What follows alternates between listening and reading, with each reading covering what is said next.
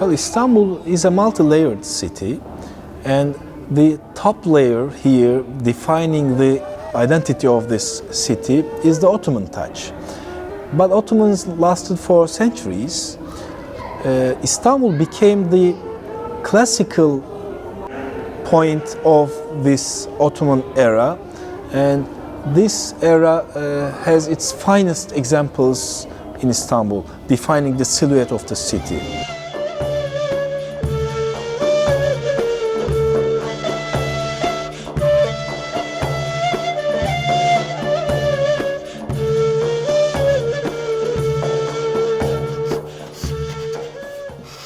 The Ottoman period, which is formally how we understand it, we tend to see it as something which begins with the conquest of Constantinople.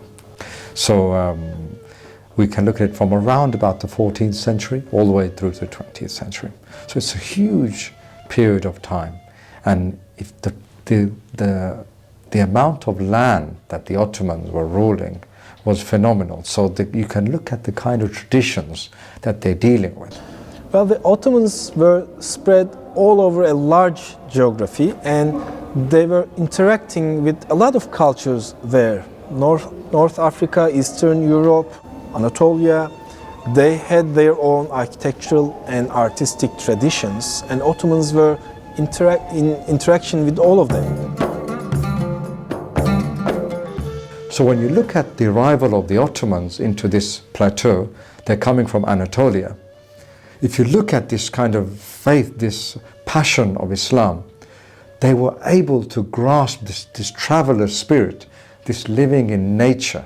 They were really ready to receive a new culture.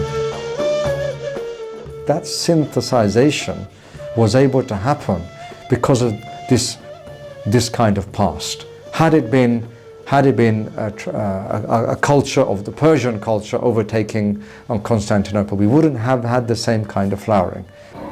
But Ottomans, with all those interactions, with the conquest of Constantinople and making it into Istanbul, they started to form their own understanding of architecture and art on top of all these interactions. And one of these interactions were the one with the Byzantine world. Combining all these, Ottomans were miraculously able to create a different and authentic interpretation of architecture.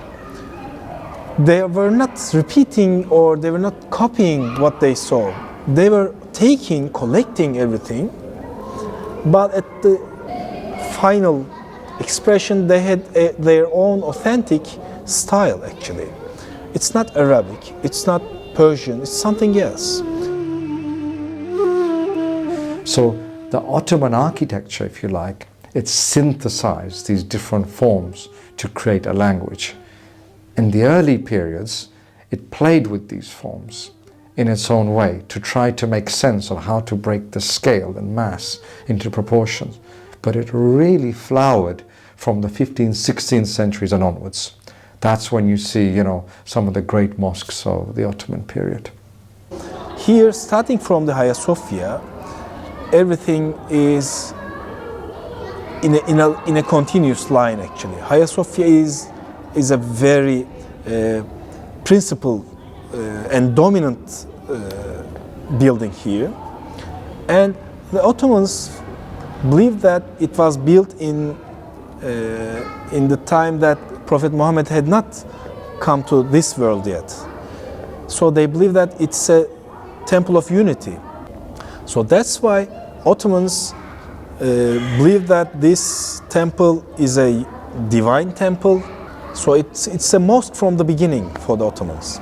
So they converted it into a mosque. So in the earlier days, the fazilet, the importance of the first line, shaped architecture in a great deal. The first mosque types are rectangular and quite long, providing quite a long first line for the congregation. But later on, when we were introduced to Roman architectural experiences with the expanding Muslim lands, we came with new designs for the mosques. And day by day, all these pillars in the Ottoman times decided to be taken away from the crowd to express the unity, Tawheed, in another way, in the architectural form, to get rid of the pillars and to be able to create a indoor space with its greatness and beauty.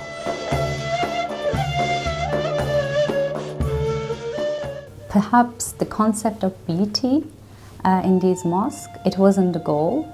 It was more the natural byproduct in this design process. Because if you think about it, if your inspiration, the inward or the content that I mentioned, if your inspiration is coming from the right source, it's going to be beautiful.